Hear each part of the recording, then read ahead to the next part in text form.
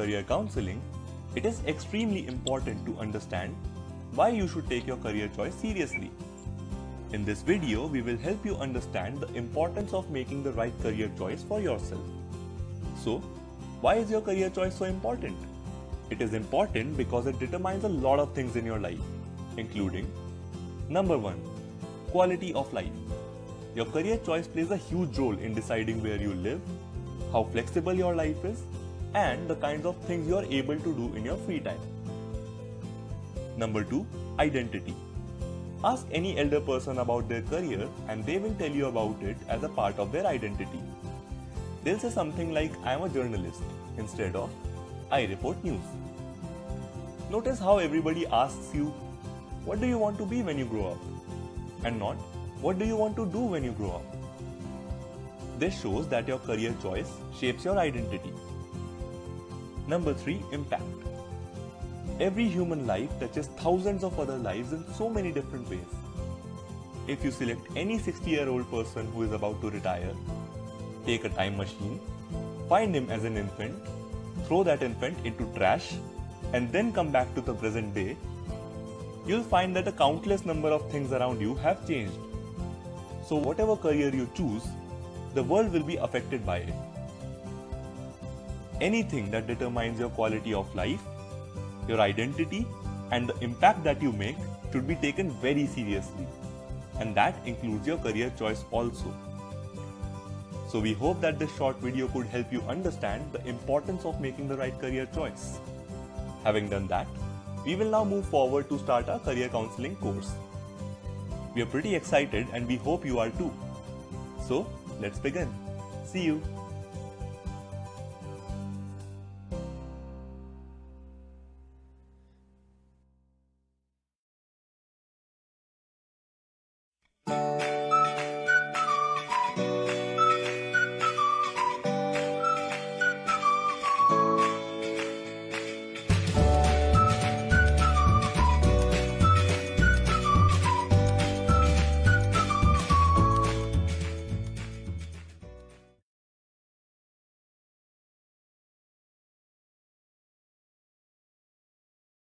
Good evening, everyone. Welcome to day 62 of ProBano's live podcast.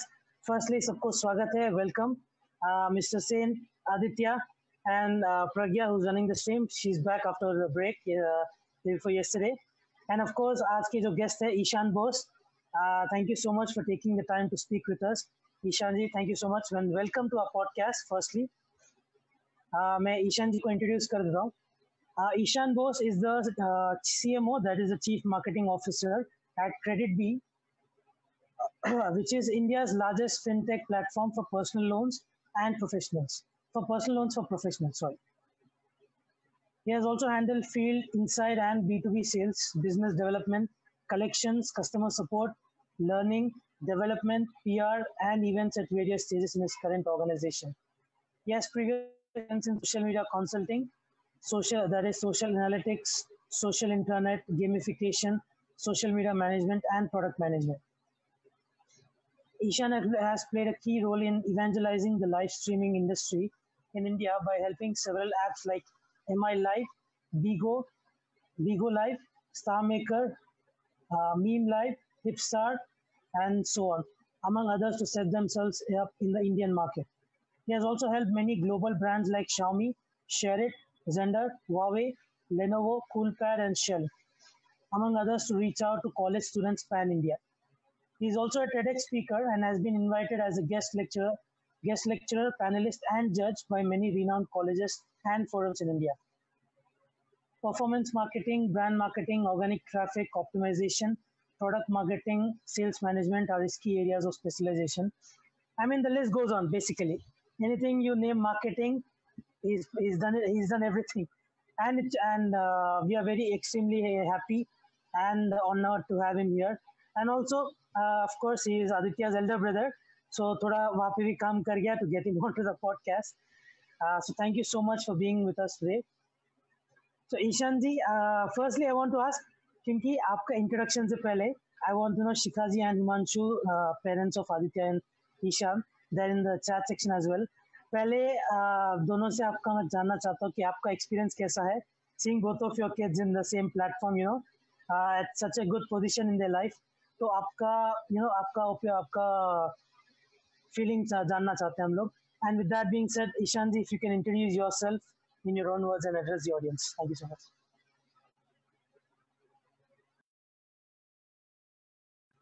Ishan ji, you're muted. Okay, thank you. I think that's the way of Zoom, isn't it? You don't know whether you're muted. So yeah, I think thank you so much, Saman, for that elaborate introduction. I don't think I have anything more to say after that. That introduction that you gave about me. Yeah, I mean, I've been fortunate enough to work in multiple domains in my short career.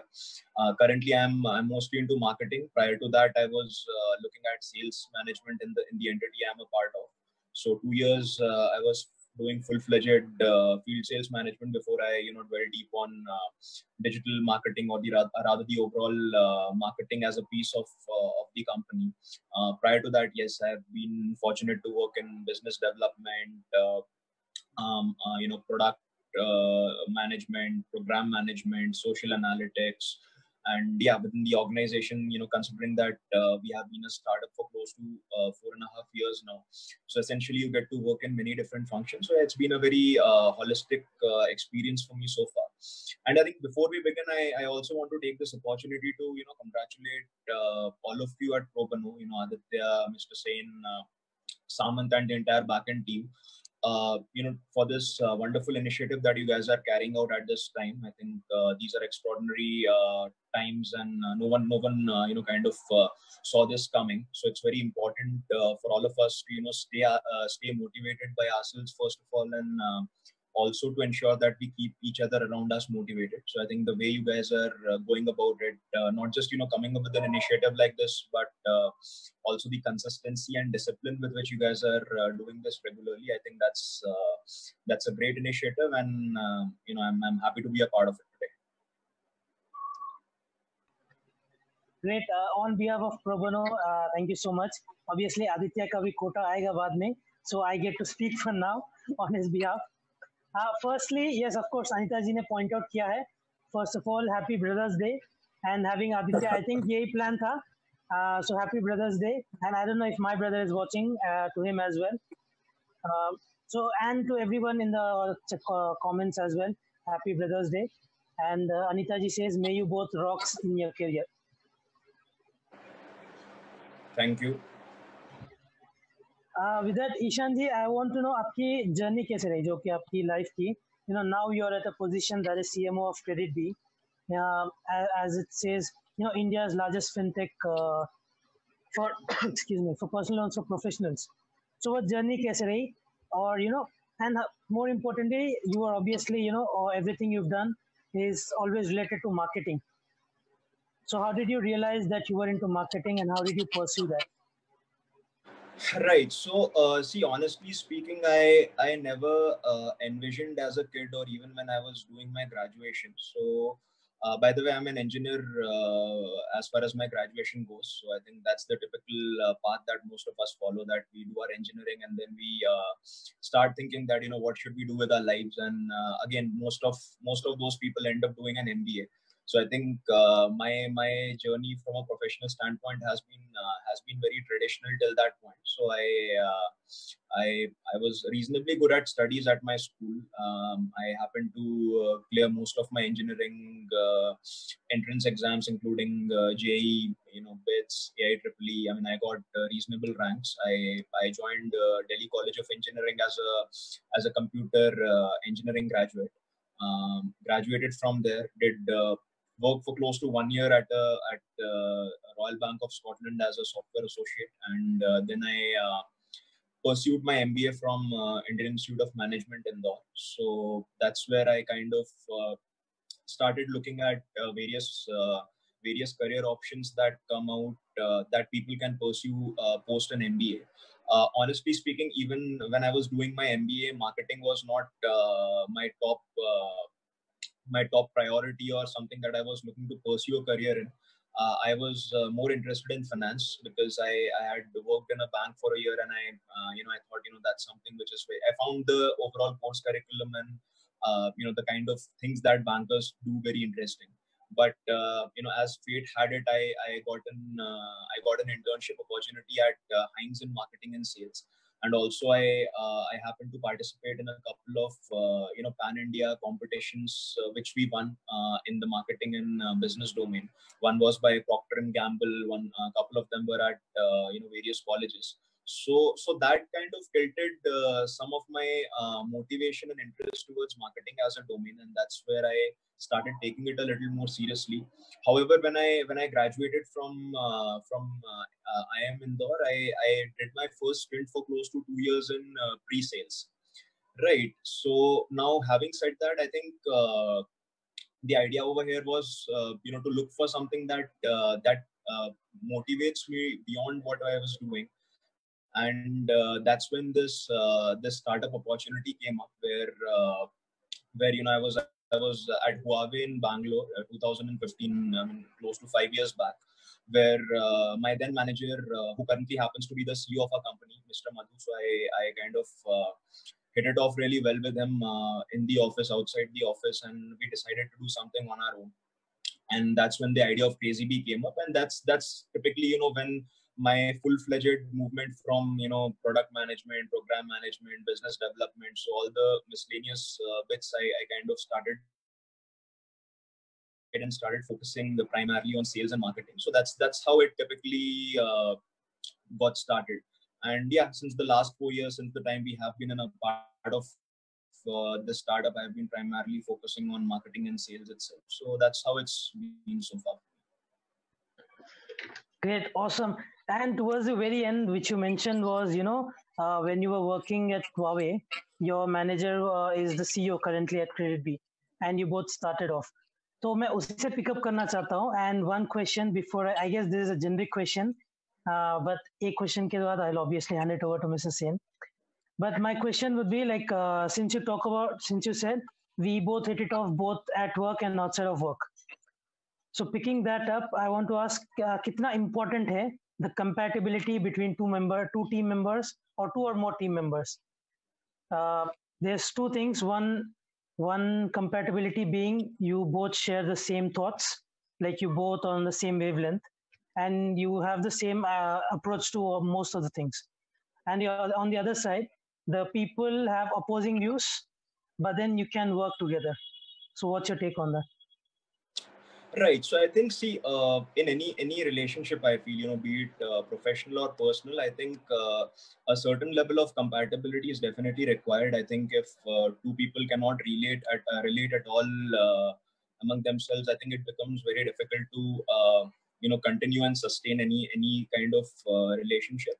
Having said that, I also feel that compatibility does not necessarily mean that two people or two or more, let's say in the professional context, people have exactly the same thoughts or feel exactly the same way about everything. Because honestly, the best scenario in any kind of a group, whether professional or personal, is where people have views that are different from one another, as long as they have that mutual respect to understand where the other person is coming from, and try to have an open-minded conversation around things, and then probably grow together as an ecosystem. So I think that works out best in any context, because eventually, if let's say I and any colleague of mine has a different view on a particular subject matter, and we have an open-minded elaborate conversation about it, so by the end of that conversation, either or both of us would have a new perspective, right? Depending on who has a more elaborate perspective and who is able to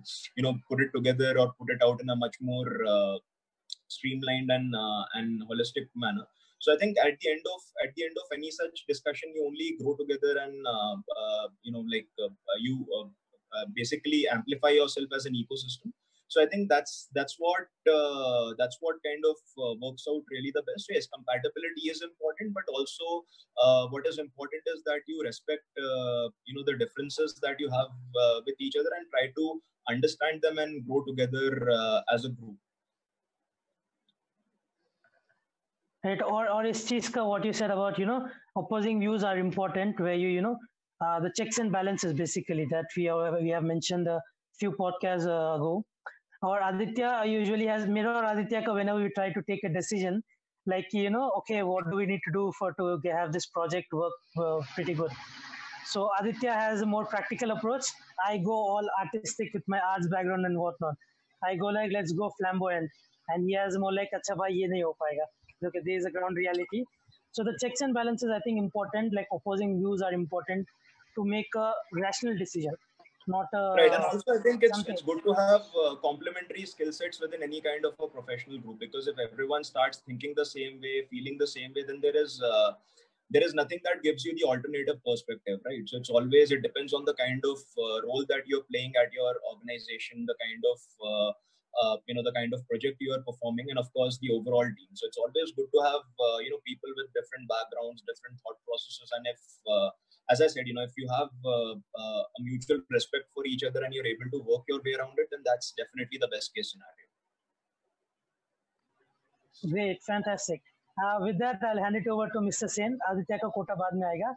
But firstly, Mr. Sen, over to you. Good evening, everyone. Namaskar. Welcome to the show.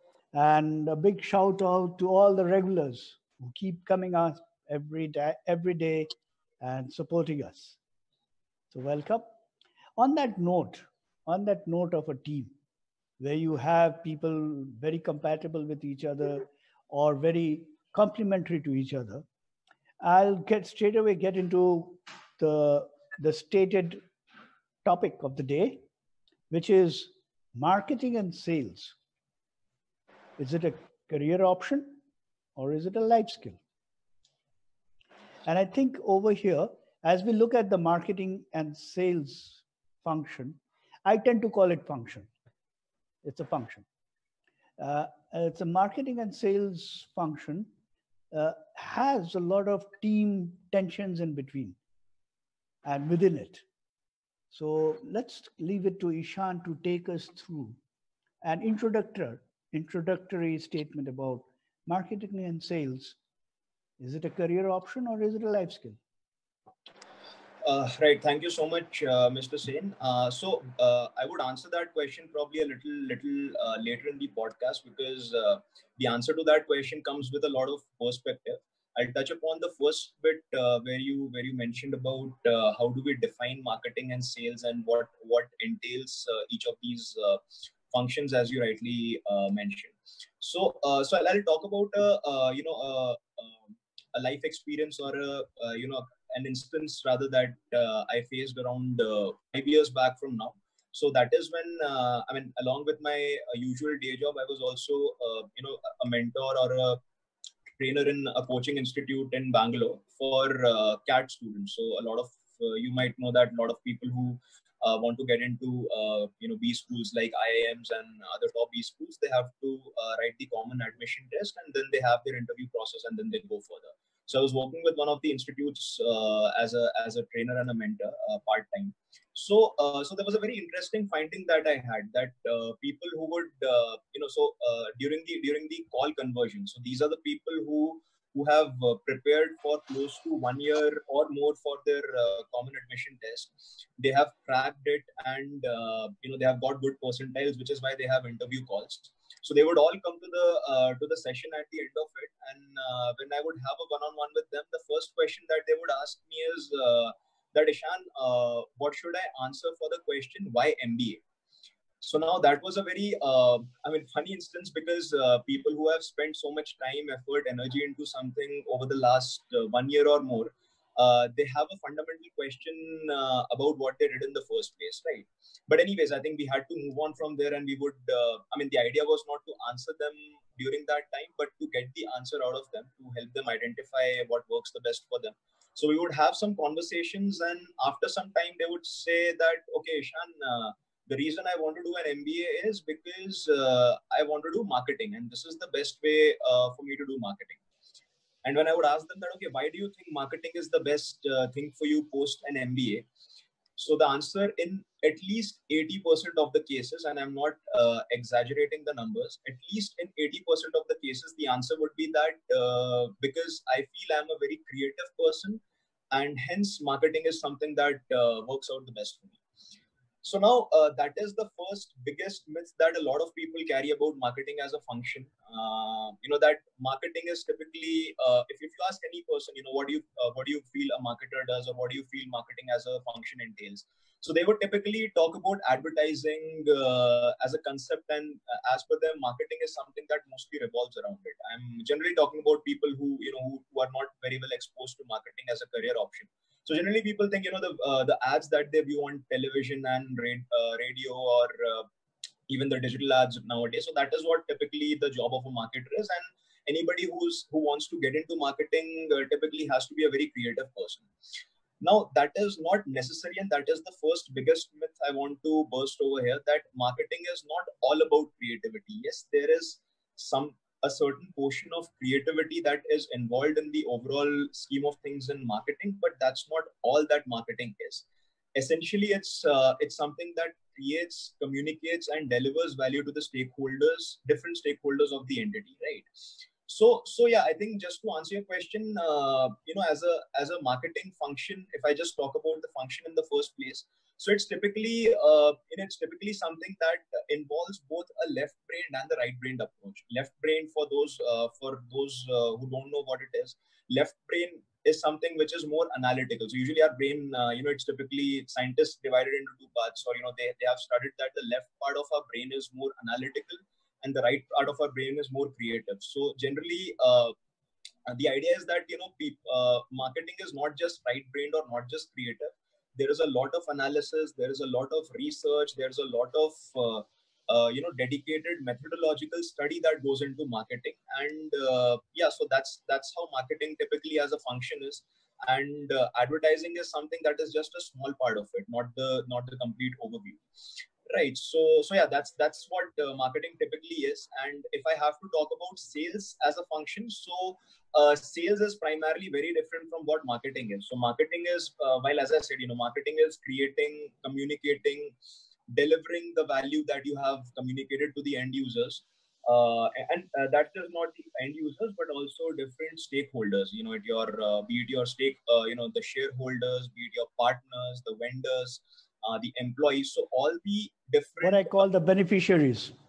The beneficiaries, right, of the overall entity. So they are the ones whom marketing is targeted towards. It's not just about the end consumers.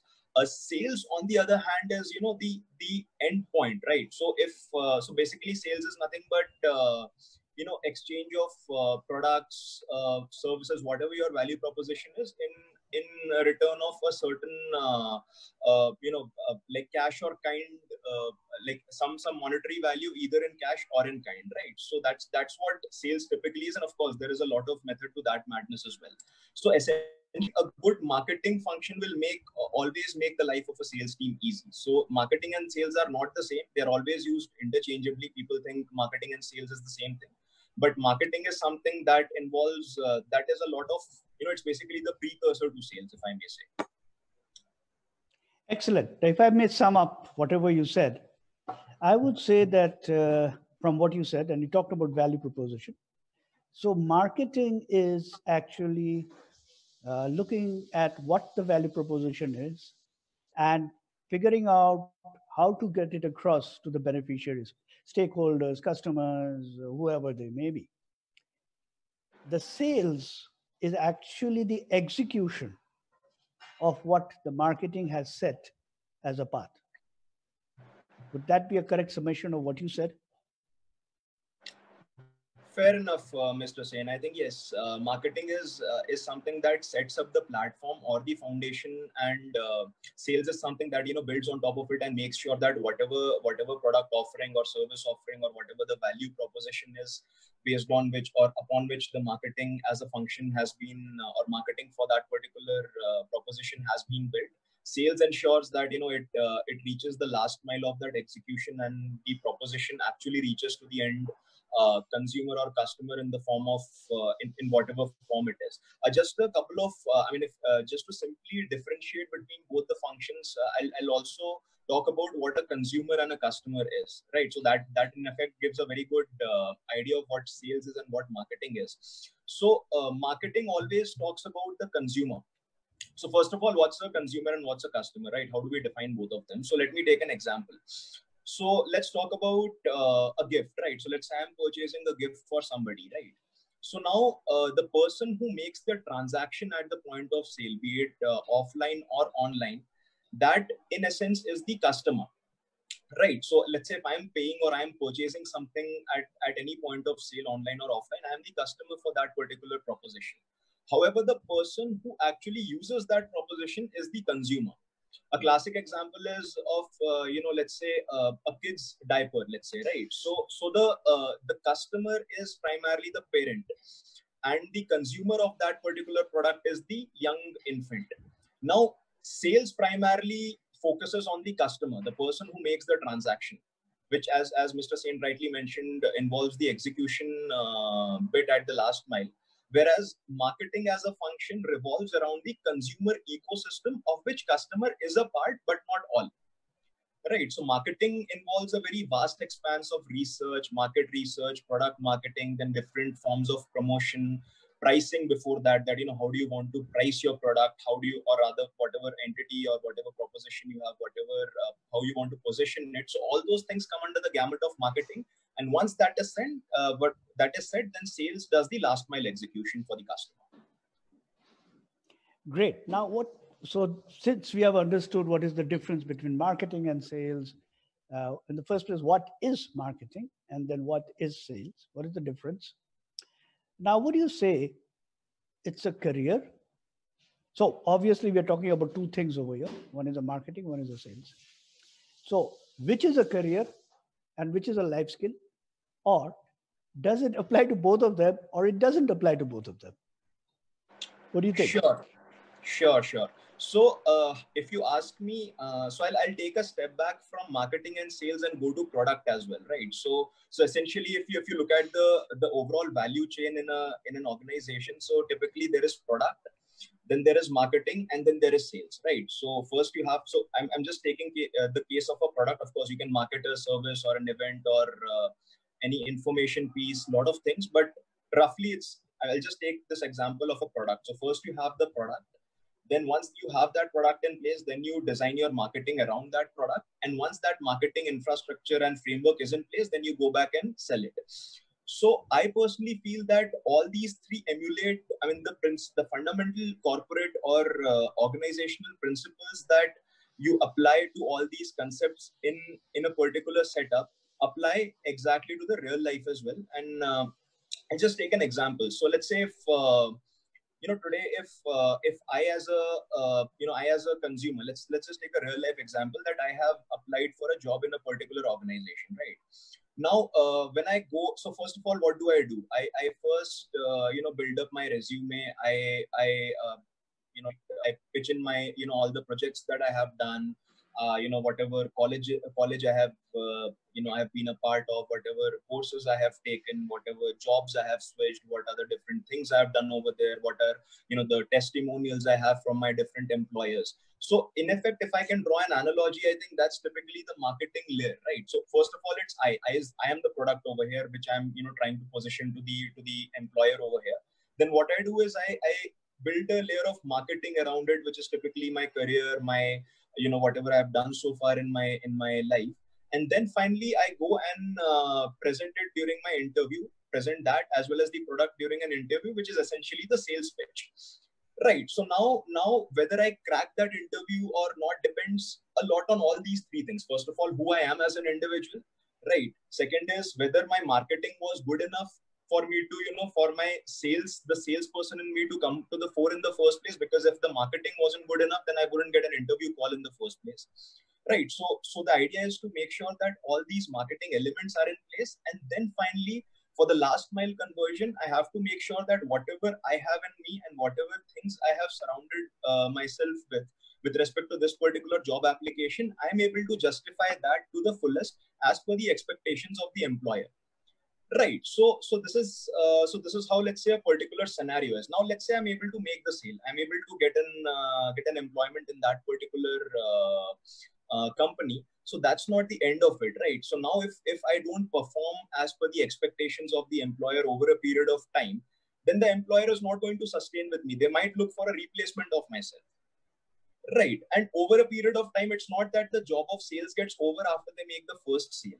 Right. So over a period of time, let's say after a year, again, this entire cycle will come into the fore. Let's say during my appraisal time, it will again come. The things that will come up is who I am as an individual, whether I have improved myself over the last 1 year.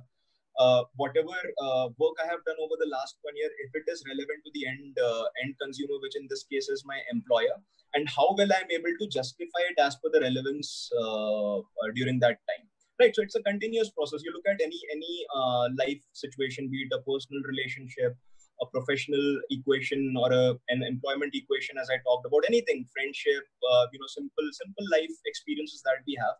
Essentially, the fundamental tenets of product, marketing, sales, and how these three come together are applicable everywhere. So I feel it's nothing.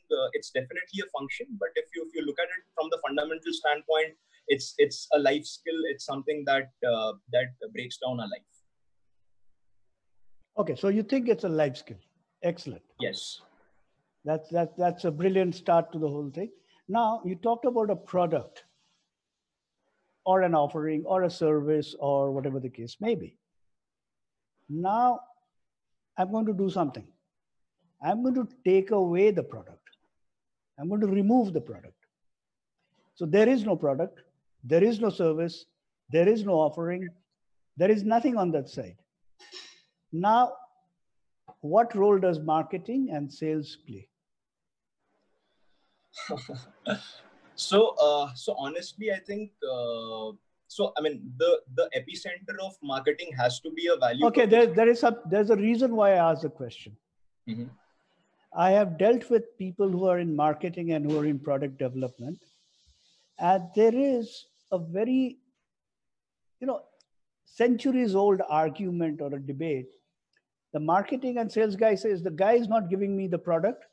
And the product guy says, the marketing and sales guy is not telling me what to produce. So I've removed the product. So now, where does marketing and sales come in? Or does it come in at all? Right. If you do not have a product, if you don't have a service, if you don't have an offering, right? If you have nothing, does marketing and sales have relevance as a function? Or is the relevance diluted a lot? Right. Right. Understood. So let's look at the life cycle of any offering in the first place. So I'll talk from a typical. I can take the example of a current IT product. So most of the products that we as millennials consume today are the apps. They come in the form of applications on our smartphones. If I go 20 years back, so if I would take an example of an FMCG entity like any FMCG company, so to say. So typically over there also there would be a lot of research, there wouldn't be any product back then. It will be R&D. Primarily R&D entities or R&D functions of the companies would play the role of a product. So if you just to answer your question, if I just talk about marketing, right? So let's see where the purview of marketing begins. Does the purview of marketing begin once I already have a scheme or an offering in place, and then my idea is to build marketing around it, or whether marketing comes into the picture even before the product is designed? Right. So there is this function in marketing called market research, which has now taken the role of product marketing nowadays. So that's the new fancy term that people use for marketing research. I mean, of course, marketing research definitely entails a large domain in itself, but some of it from an organizational standpoint comes under the purview of product marketing. So essentially the role that particular function plays within marketing is to, first of all, identify the product market fit. That even before a company comes up with a product or an offering, first of all, to identify that what is the target segment, how do I want to segment my market? Okay, right. I want to stop you there. Hold on. So basically, you're assuming that the R&D is going to work on a product or a service or an idea. Correct. Anything. I'm removing that also. Mm-hmm. I'm removing the whole thing. So you don't have R&D, you don't have marketing and sales, you don't have anything of that sort. Mm-hmm. Example, a hospital. Right. So you don't have a product. You cannot have a product. It's not a service because you cannot offer a service. You can only go and treat someone. Like take, for example, the COVID case, So in the COVID case, there is no product, there is no service, there is no offering, but still they have to do something. And you have millions of, and at the moment you have how much? Almost 5 million or 50 lakh people around, right? Yes. In such a situation, what is the role of marketing and sales? How relevant it is, or how relevant it is not? Right. So if I may quote Mr. Philip Kotler, so I think that's the Bible that a lot of folks follow for marketing when they are at B school. So I was waiting for you to come to that. So there are roughly there are a lot of things that can be marketed. So if you talk about a hospital, so essentially it's a healthcare service, right? I mean, essentially if you just put it that way, it's a healthcare service that that particular entity is providing. Let's talk about a different scenario. Let's say travel and tourism, right? So when you're talking about, let's say, Switzerland for an example, now when they market themselves, right, as a travel destination, it's again not a product. Because a country or a place cannot be a product. It's not a service as well. It's a place. It's a venue or an experience that they are marketing. Then let's say a lot of people do their personal branding or personal marketing as well, where they so essentially there are different things. Sometimes you even market an information. Sometimes you market a thought or a belief. So let's say, let's talk about politics as an example. So again, I mean, it's not a standard marketing where, you are marketing your political ideology, but there's a different way people go around it, where they have their smaller groups where they groom people in a certain way in youth wings, and then they, migrate them or upgrade them to the next level. So there are different things. So marketing does not essentially limit itself to the purview of just a product or just a service. Anything, any proposition. So that's why the terms that most of the marketers use is value proposition. It could be an idea also. It could be an idea, an information piece, an experience, an event. So any value proposition in any form that has a consumer in its form is something that can be marketed. So there has to be something that has to be marketed. You cannot market nothing. That's interesting. I'll leave it there. I'll not get into that debate. But you talked about, this is my last question before I hand it back over to Aditya. He's waiting out there, smiling away. So hold on. Which is, you talked a lot about value proposition. Yes. So that's great. Now for the benefit of the audience, it would be nice if they understood what exactly you mean or what is meant by value proposition. And there is an aspect of marketing and sales which we have not touched upon, which is what we call the pricing, which is the price tag, that is very important at the end of the day. So if you can just talk about value proposition and how pricing is related to it. And then it'll be over to Aditya.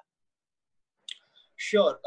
So essentially, again, it all boils back to the point when you're actually coming up with your value proposition, as you rightly mentioned. So essentially, before you even come up with that, you first look at the product market fit. So there's this fancy term that marketers use, which typically means that whatever proposition that you have with you, whether it has a particular does it solve a need gap, a pertinent need gap for the market to whom you are trying to propose that to, and whether that particular market is willing to pay a premium for that particular proposition to you. Right. So that is the big $1 million question that any marketer wants an answer to, and primarily that entails a lot of methodological research. So first you look at how do you segment the market, then within that particular segment, what is the particular target group to whom you want to reach out to, and how do you want to position that particular value proposition to that end consumer, so to say. So first of all, that fundamental and the positioning depends largely on what is the specific need gap that you are fulfilling for that particular consumer, right? It has to be something. So, I mean, and that need gap primarily you first look at it from an emotional standpoint, and then you look at it from a functional standpoint, right? So once that part is clear, so let's take an example. Let's say I'm talking about a toothpaste, right? So essentially the emotional value proposition of a toothpaste is how it helps a person. So again, it can be multiple things. It could be a something that helps you with your dental care, or it could be something more like a mouth freshener, right? So how a Pepsodent differentiates itself from a close-up, right? So coming from the same bigger brand. So it all depends. Second, I'll take another example for clarity over here on the pricing part, which you mentioned. So let me take the example of Hindustan Unilever for detergents as a product line, right? So now Hindustan Unilever has multiple brands. It has Surf Excel as a detergent brand.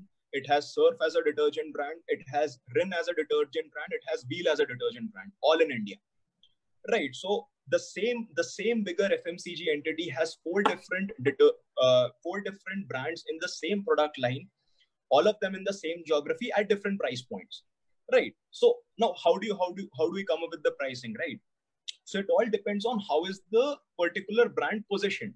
So when you talk about a Surf Excel or a Surf, it's typically a very premium positioning that, okay, Surf is something that will give you a very premium cleaning proposition with a lot of convenience, right? So essentially you are selling the brand positioning over there is more on premium laundry products, so to say. When you talk about Rin, it's again more about whiteness, but again, it does not essentially talk a lot about convenience or that sense of additional value. So it's more of value for money brand. When you talk about Wheel, it's again, it's something which is there, like, okay, if you want something to be done, it will get done, right? So that's what the positioning of Wheel is, and depending on who is your TG. So your Surf Excel is never marketed to the bottom of the pyramid.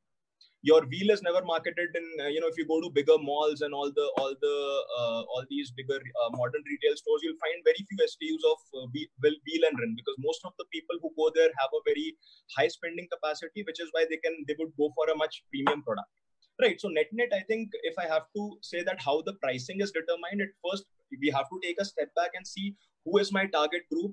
How am I positioning my particular product to the target group? And based on that, so essentially the marketing mix, right? That product, price, place, promotion. So price is one of the 4 pillars of the marketing mix. So these are all interrelated and depend on how is my entity, or how is my value proposition being positioned to the end consumer. So that's the main question that needs to be answered. Okay, last question as an add-on. Sorry, Aditya. Please. Which is, how come we have not heard of any government department, and I'm not talking social, I'm talking government department. How come we have not heard of any government department doing marketing? Forget about the sales, doing marketing. After all, they're also giving a service, right? They're offering a service. They're offering a value to the people. So how come the government we have not heard of marketing in relation to a government department? Whether it be the center, state, local, whatever. Right. So see, so I think it all depends on how the economy has entailed so far. So in most of the sectors, like let's say talking about railways, right? So railways is a monopoly. Now you don't have to market something that does not have a competition in the first place, because that's the only option that the end consumer is left with, right? So then when you talk about most of the other public sector propositions like oil and natural, I mean, of course now there is privatization as well. So essentially, for most of the last, I think with the exception of last maybe 15 years, when the privatization of certain sectors has really taken off, most of the control of certain sectors was in the hands of the government itself. Now, with that being said, if there are a few options and all of them belong to the government, and there are so few of them, so essentially the role of marketing gets much more limited, right? So the role of I mean, of course, it also depends on how how the end consumer views your product or service for that matter. But primarily, when there is very little competition, when there are very few options, the information is not available very freely. So I think in such scenarios, marketing in itself plays a very limited role. Having said that, I wouldn't completely agree to the fact that government doesn't do any marketing. If you look at, I mean, even today, when you look at, here, All India Radio, or let's say look at Doordarshan or many other, channels that are owned largely by the government. So even in newspapers also, which are privately held, you would still see a lot of government schemes, a lot of government entities that are being marketed. Of course, that is not in nowhere close to the private, the amount of marketing that private players do today, because of course they have a bigger competition to deal with, and there is a lot of there are so many entities serving the same proposition to the same set of customers. So the role of marketing is much larger over there to make that endpoint sale.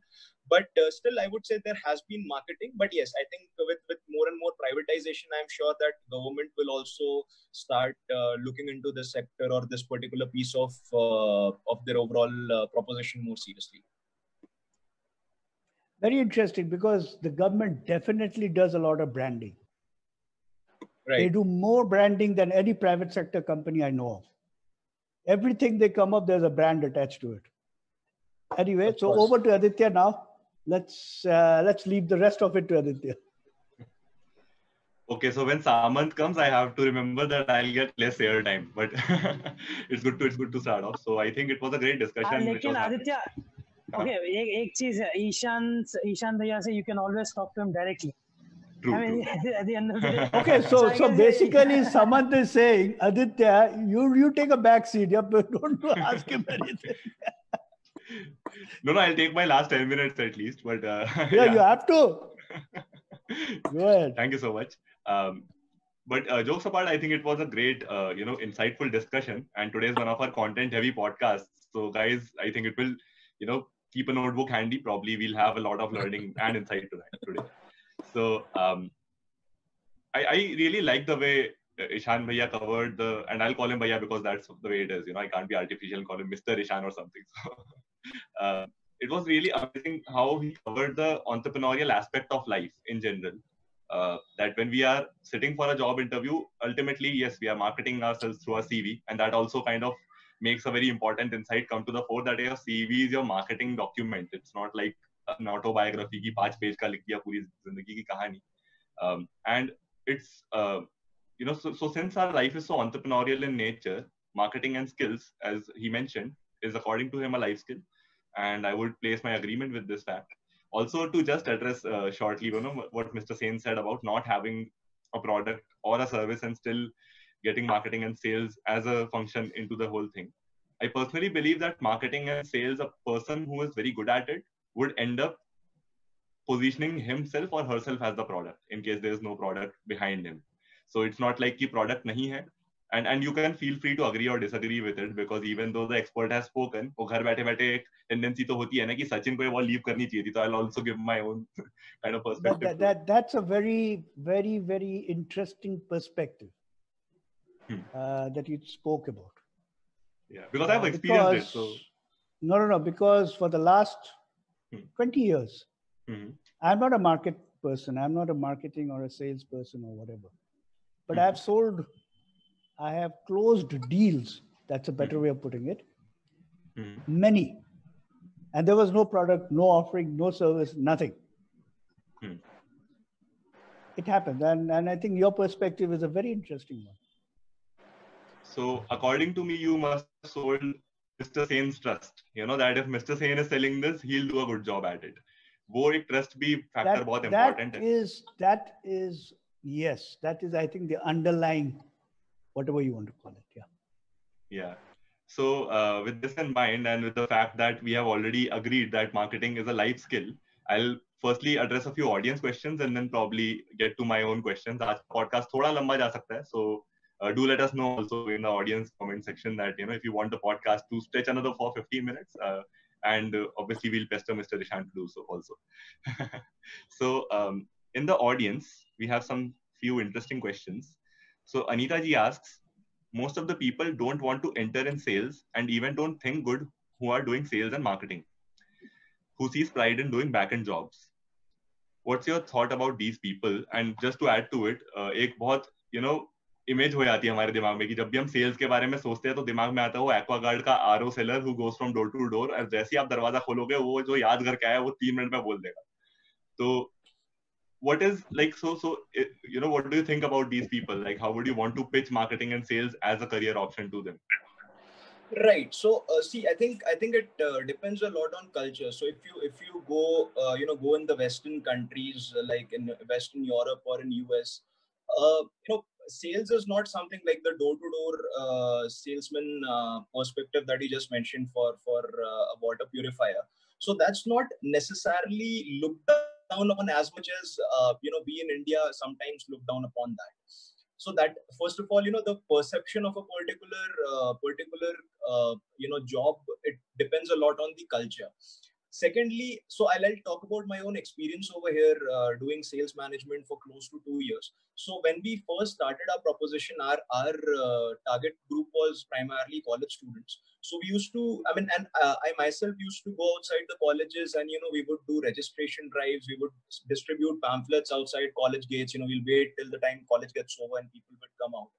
And trust me, I honestly feel that whatever you do in life, right, even if you are a techie, if you if you are a management person, you have, there are so many career options, the best. It's always, I would suggest, if not as a career option, at least as a project or as an internship, a person should try sales at least once.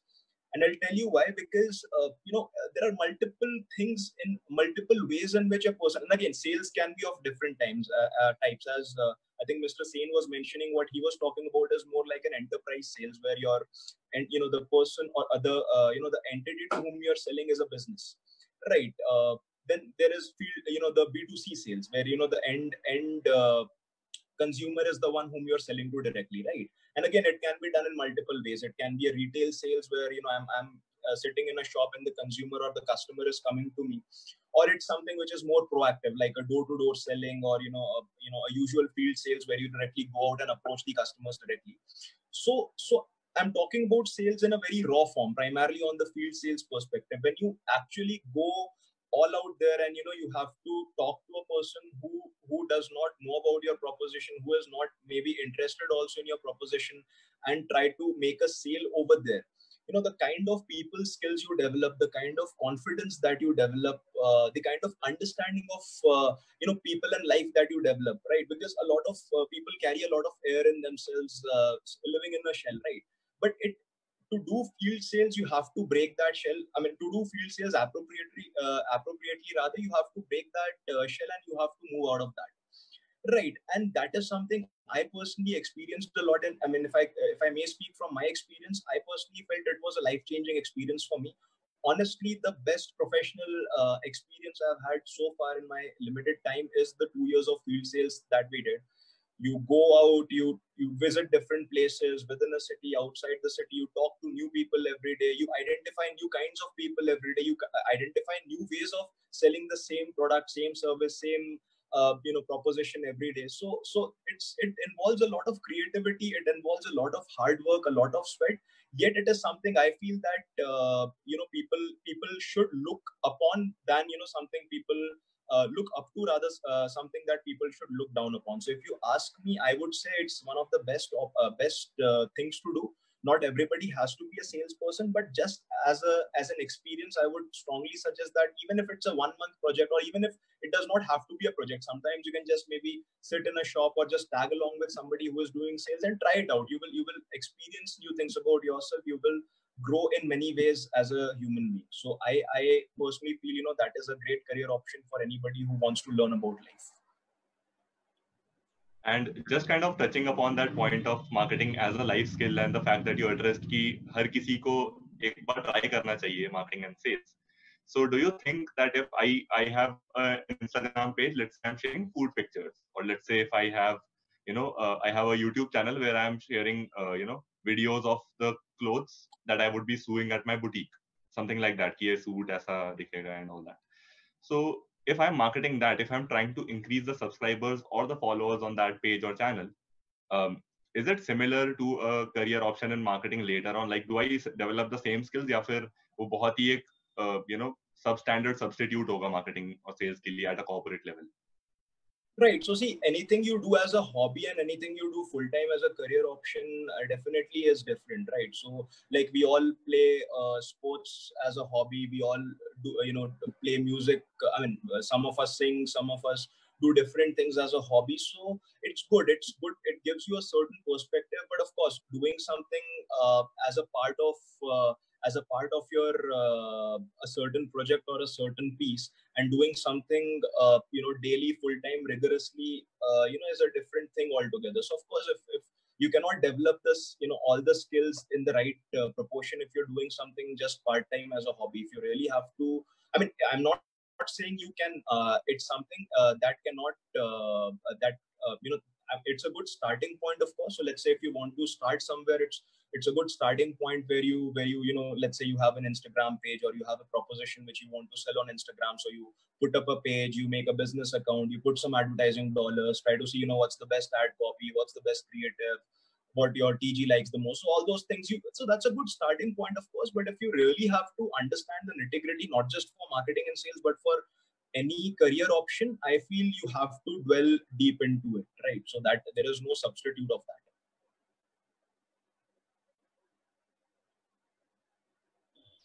Sure. So just to kind of address another audience question, and this is asked by Pratyush Srivastav. Thank you so much, Pratyush, for joining in. He says, since you have led building brands from scratch, I'd like to get your perspective on this. For a brand that is somewhat established, you have historical data to guide your strategy forward. But when you're building a brand from scratch, what is your starting point? Is it purely experimentation and learning, or is there some framework to it? Right. So see, brand building is a very, very elaborate exercise, so to say, right? And as I was mentioning during while I was defining marketing, that branding as such. So when you talk about performance marketing, which is more about getting leads and converting leads on your platform, and getting to monetize the users or the people on your platform upfront. Branding is something which is more of a medium-term, long-term game, right? So it's essentially about being in the consideration set of your consumer, so that if and when the consumer has that particular requirement, you are on top of the consideration set. So as long as I'm that is happening, I as a brand marketer, I'm doing my job, right? Now that's not, while it the way I put it across might sound very easy, but that's a very difficult thing to achieve, so to say, because it requires a lot of thought and a lot of understanding of your brand, of what your, first of all, what your entity stands for, what your entity's vision is, mission is, what your entity's values are. Then you derive a lot of things out of that, and then you put together the first piece, which becomes the fulcrum or the focal point of what you want to build your brand on top of. Then you talk to all the stakeholders, your end consumers, your shareholders, your partners, I mean, whoever is dealing with the brand in their own capacity. And then you essentially identify what how to best go about it. The most challenging part about a brand building exercise is that it's not something that you can change overnight. So you cannot start building a brand today in a certain way, in a certain manner, and then 6 months down the line change your strategy. Which means that before you do it, there has to be a lot of research, there has to be a lot of thought that has to go into it. Right. So now, while building a brand which does not have any kind of any kind of data, or any kind of let's say anything for that matter, which we can take upon, I think the best way to go ahead is, first of all, do a lot of primary research for all the stakeholders with whom the brand is dealing with. That is one. Second is identify industry comparables.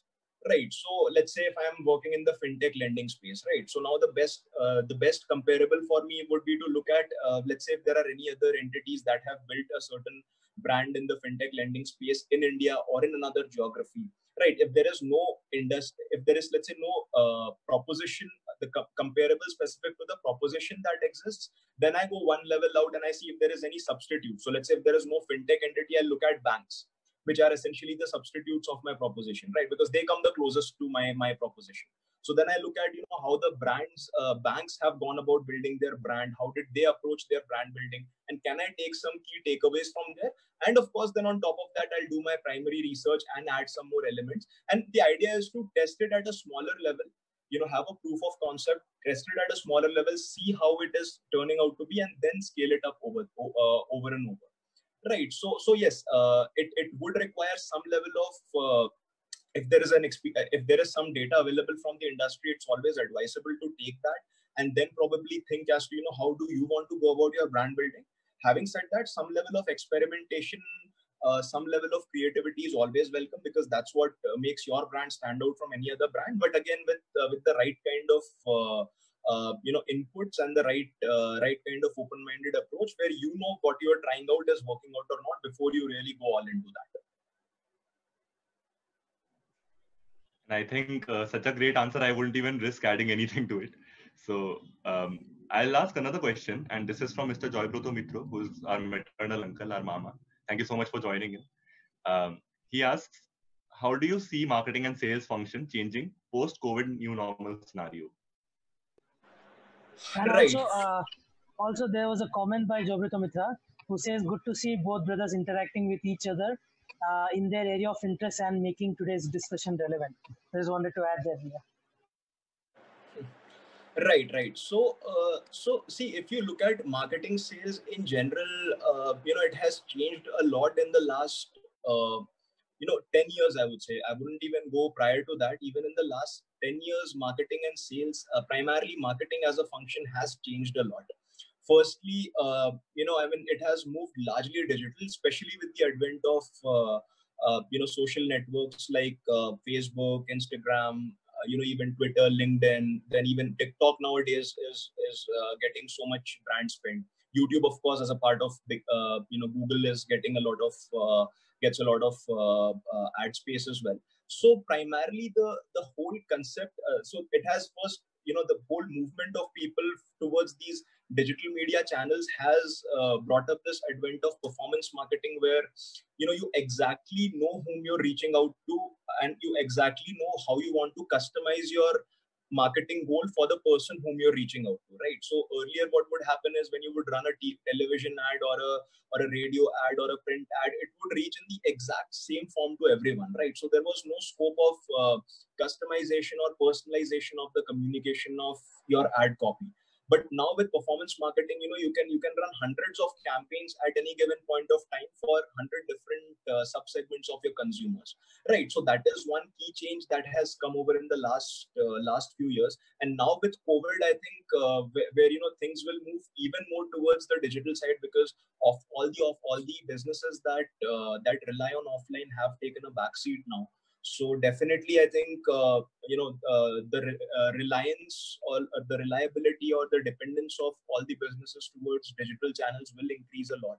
So that ways, I think that is one change. I mean, I wouldn't say it's a stark change, but because as it is over the last 10 years, the movement has been towards digital. But now I think that Grand Canyon will amplify even further, if I may say. Secondly, I feel a lot of businesses that thrive on human elements will kind of, because see what the situation has essentially done, or I think it will be even more evident as we go along, is that people have started to value the human element in their lives a lot more, right? So because what it has done is it has slowed everything down, right? So we all were running a rat race, everyone was busy with their lives, and all of a sudden, here's a situation where everybody is locked down, everybody's sitting at their home and just practically doing nothing, right? Of course, I mean, people are working from home, but then it's slowed down things a lot. Now, in such situations, what happens is people take a backseat and they start evaluating, they start introspecting, they start valuing the human element a lot more. So the brands that are able to touch upon this finer aspect of the human element, right? And I'll take a step again, the sales, marketing, and then the product bit. So whichever marketing functions or whichever entities are able to take that learning back to their product as a core entity or as a core value of their entire offering, right, and communicate it well to the users, will definitely have an advantage post-COVID than pre-COVID, Right. So that is another thing that will change. The businesses by itself will start, even the businesses that were 100% offline oriented. Culprit is a classic example. They have moved all of their classes online and made it free. Whether it's sustainable or not, time will tell. But like that, Make My Trip has now started doing food delivery, right, providing remote services. So even taking a step back from marketing, the entities in itself will work around propositions that will go more, that will support people, to be remote, to be offline, and or rather not offline, but rather something that can be more digitally sustainable. So when the businesses start taking that particular strategy, I'm sure all the functions, including marketing, will follow. So yes, it's going to definitely see a lot of change in the landscape in the next in the times to come. Surely, and I think it will also depend on the company's ability to become the more reliable offering, and to kind of provide the more reliable offering, which will also build a lot of trust. So there's one last audience question which I would like to address before moving on to Samant for the lack of time. And this question is by Mr. Satyamitra. Thank you so much, Mama, for joining in. He says, what are the basic stumbling steps for marketing to overcome? What are the basic stumbling steps? For marketing to overcome. For marketing to overcome. Okay. So I'll take that maybe as a career option. What are the challenges that a marketer essentially faces, or what are the challenges it throws up as a career option? So first thing is, see, as you grow in marketing as a profession or as a job role, right? Essentially, it's a very unique function in the sense, and this is something I touched upon in the very beginning also, that it is something that requires you to understand creativity, as well as it also requires you to understand data. Right. So if you're taking up the role of a marketing head, or a VP marketing, or any leadership position in marketing, you cannot have a blind spot on one side that, okay, I don't understand creativity, I only deal with data, I'm only too left-brained in my approach, or the other way around, that, okay, I only understand creativity, but I'm not too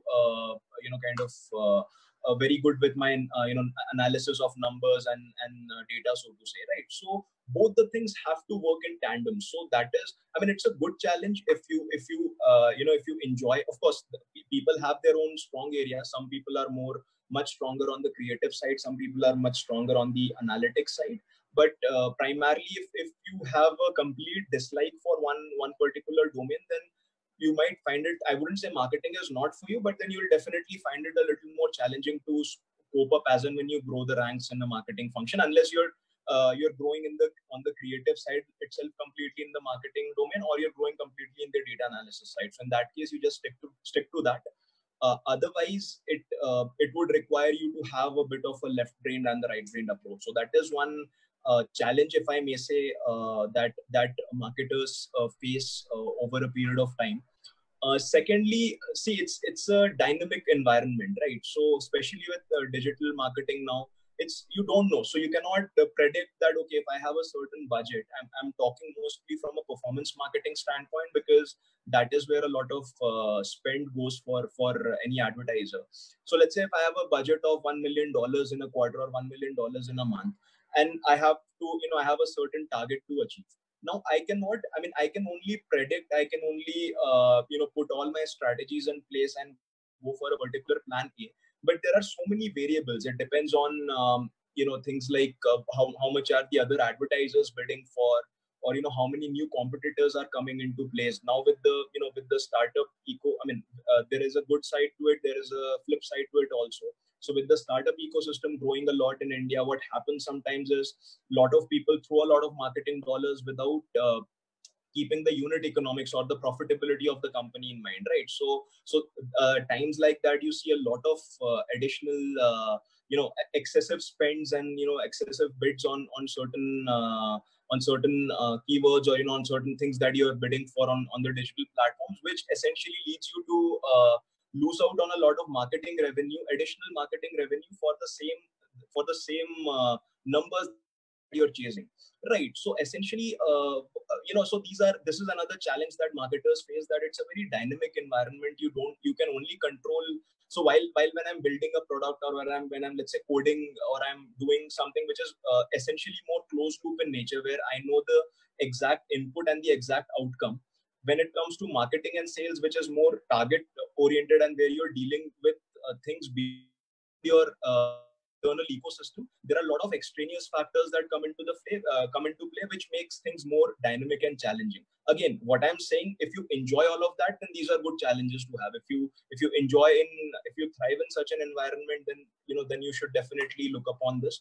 If you find it a little difficult to cope with, then probably it's a different ball game altogether. So I mean, I can go on and on, but I think these are a few key points that come to my mind right now when it comes to what are the different challenges that a marketer and a salesperson faces essentially. In a post-COVID time, when people are obviously, the economy has almost come to a standstill and people are not very open to spending a lot, marketing and sales is sure to face some challenges, but I'm pretty sure that this also makes marketing and sales one of the most needed jobs of the current times. And the biggest thing is, whenever we go for hiring and I'm pretty sure, whenever anyone goes for hiring these days, if we were to think about a marketing and sales platform or a marketing and sales, opportunity, people would always choose research over closing sales, or, kind of increasing the outreach, because that's the, according to me, and that's my personal opinion, the easier part, because obviously, you can come up with some research, good or bad is a different thing. But when it comes to closing sales, as Mr. Sen mentioned also, when it comes to closing sales, or when it comes to, increasing outreach and showing numbers achieved by a certain, person or a company or an organization, it is the more difficult part. And developing product, I won't say is easy, but everyone can develop a product. It can be bad, it can be good. But the bigger part, I think, is how easily can you ensure outreach for that? How easily can you ensure revenue for that thing? That is what will make it more sustainable. And so, yes. Yeah, I think I hear you. So see, essentially, these are all interrelated. When you talk about, a product and marketing and sales as a function, today you don't talk about it in isolation, right? So it's not that if you just say that, okay, product team can build whatever they want, and then it's upon the marketing team to put a marketing strategy around it. And similarly, a marketing team can build whatever marketing strategy they have to build, and a sales person has to go and sell on top of it, right? Without proper collaterals, without, let's say, the right way of communication, or the right kinds of customization that can be done, right? So that's not how it essentially works today. So there is a lot of interdependency and a lot of cross-functional support that is required across these different functions for things to work in tandem. So for the product to build the right kind of product, they should be open enough to get the right kind of feedback from marketing. Before the product is being designed, during the product design, after the product has been launched, for coming up with new features, for new product improvements, because times are evolving and your product has to evolve with it, right? So that can only happen when there is a feedback loop from the marketing to the product and from sales to the marketing, right? So that has to happen, and all the roles are challenging in their own respect, but essentially the communication of the right kind of information and acting upon it, more importantly, is very, very key for any entity to thrive. I think that sums it up. So would like to add anything to it. Thank you so much, Ishan Bose, to kind of come to our podcast and gracing this presence. Samant, over to you. I think you have one question which you want to ask, right? I could feel Aditya kitna uncomfortable lag raha tha while saying thank you Ishan Bose for coming. Like he wanted to say bhaiya lekin formal rakhna tha. I could actually feel the struggle over here as well. कोशिश मैंने पूरा किया लेकिन. So Ishan ji, one I guess the closing question mine would be, आपने बहुत सारे live streaming platforms पे help किया. You worked on like say MI Live, Bigo Live, Starmaker, Meme Live, Hypstar and whatnot. And live streaming मैं खुद भी करता हूँ. I don't want to disclose the website, but the main selling factor is a person's personality. It doesn't matter what game you're playing. It matters like if you're playing Fortnite or the latest release game. वो एक certain amount तक matter करता है, लेकिन the most important thing is a person's personality. And I'll take an example for say Gary Vaynerchuk, Gary V on Instagram. Like all his motivational talks or the personal training or the merchandising, I guess that I would consider byproduct of what he's built based on his personality. So how do you market a business that is based on one individual's personality? Or Right. how do you sell a person? Okay, I won't. How do you sell a person? How do you sell a person's personality? Selling a person would be illegal. How do you sell a person's personality? Right. No, I think I get the question, and I think in fact I'll also touch upon what Mr. Sen and Aditya also mentioned as to how it is not just a product or a service that can be marketed, but also there are multi-dimensional aspects of marketing, so to say. So if you're so let's just take. I mean, I can take a few examples. So let's say. The concept of having brand ambassadors in the first place, right? So over there, what essentially used to happen, or even it still happens, of course, the mechanics or the dynamics have changed now with with now brands not spending as much on a single brand ambassador and going more for social influencers and other different means of promotion, so to say. But I'll just take that example to begin with. So usually what happens in when you're trying to get somebody to endorse your brand is you try to ride on top of their popularity and their reach with the audience, right? Because today your brand might be an unknown entity, but if you get somebody to somebody who is a well-known public figure, somebody who people look upon to endorse for your particular brand. So essentially, so even when you choose a brand ambassador, you choose it with a lot of thought. It's not somebody who is just popular. I mean, today there are so many people who are popular, but if any brand has to go and choose its brand ambassador, it has to look at what are the different values that the brand has and who is the closest impersonation of that particular set of values that can be positioned in the market. Right. So a Ranveer Singh will be a different personality versus somebody, let's say, like an Amitabh Bachchan. Right. Versus somebody like a Jim Sarma. Right. So every individual. Right, Ishan, I want to clarify. Like I wasn't mentioning like how an enterprise or an organization can use a popular personality to market their own product. What I meant was like say Gary Vaynerchuk, like he's a public personality. Like, but then all his things that are being sold, the merchandising, the personal classes, are a byproduct of people following him for the way he speaks, the way he articulates himself, or his ideologies.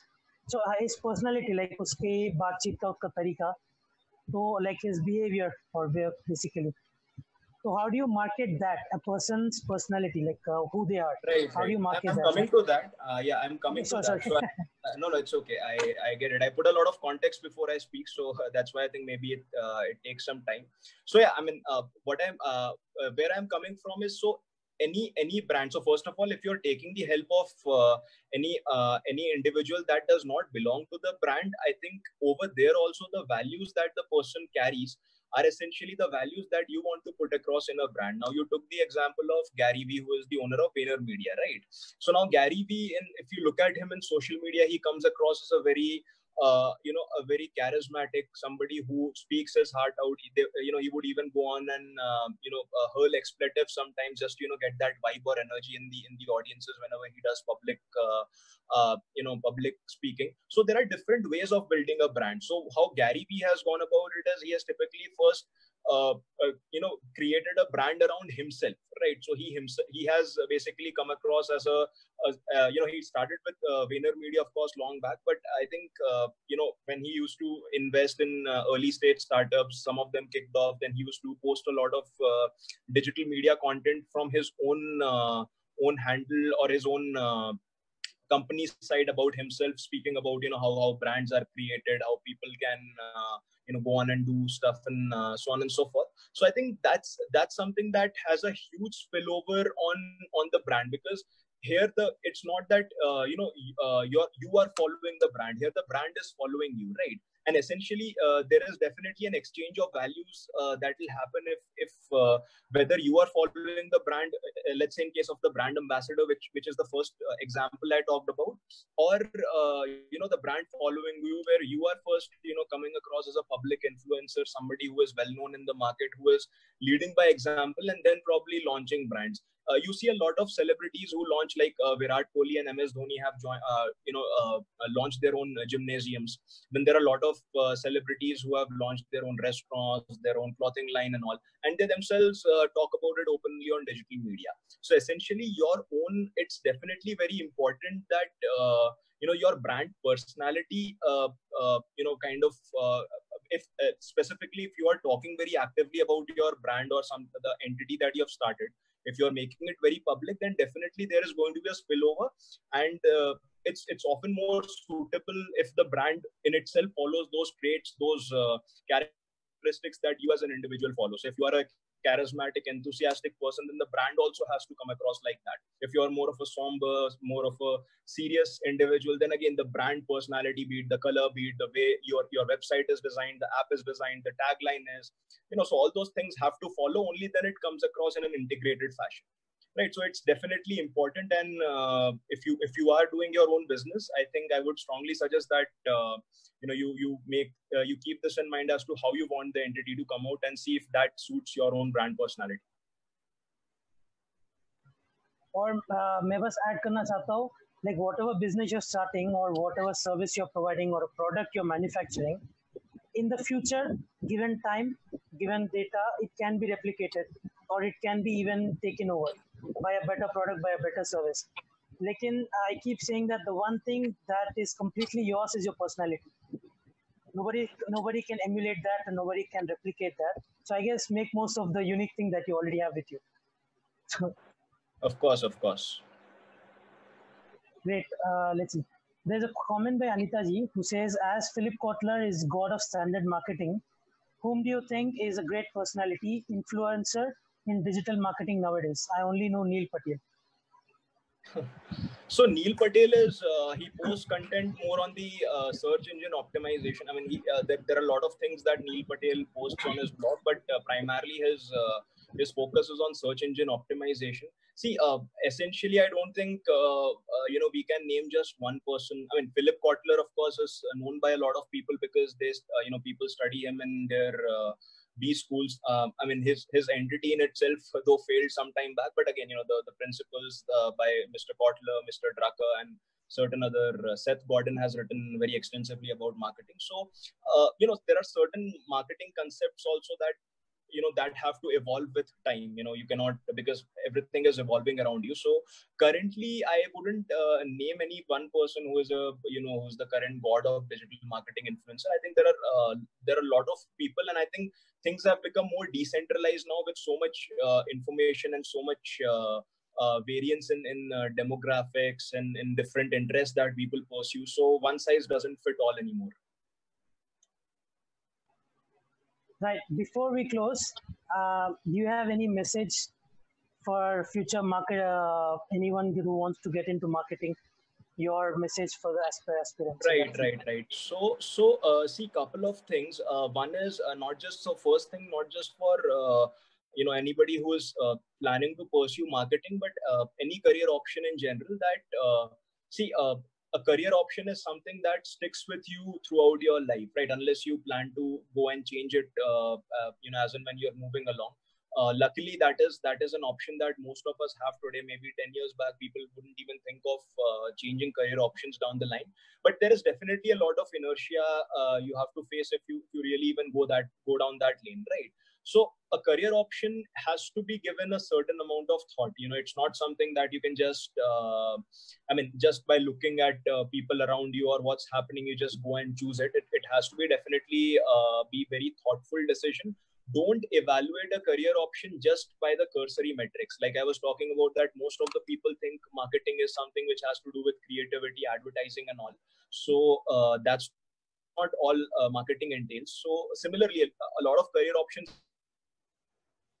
from from the outside, but it's very important for you to understand at least a little bit about, what kind of work do people do over there, what kind of skills are required, does your skill set fit in over there remotely, or whether you can even develop that or not. So that is my first suggestion, that study at least at a very basic level. I think you should give a very categorical thought on any career option that you're taking up, and only then start pursuing it more seriously.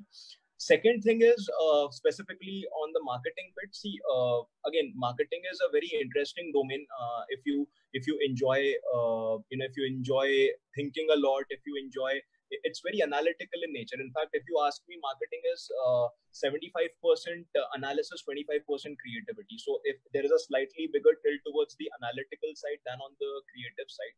So if you are interested in, if you like analyzing things, if you have a research bent of mind, you try to go deep on things and understand consumer behavior, you want to understand human behavior and then tie that into a proposition. So if these kind of things excite you, then definitely, you can consider marketing as a domain. Of course, if you are on the creative side, you can still look at, the advertising bit, the creative. There are a lot of creative agencies that work on this. So that side is also there.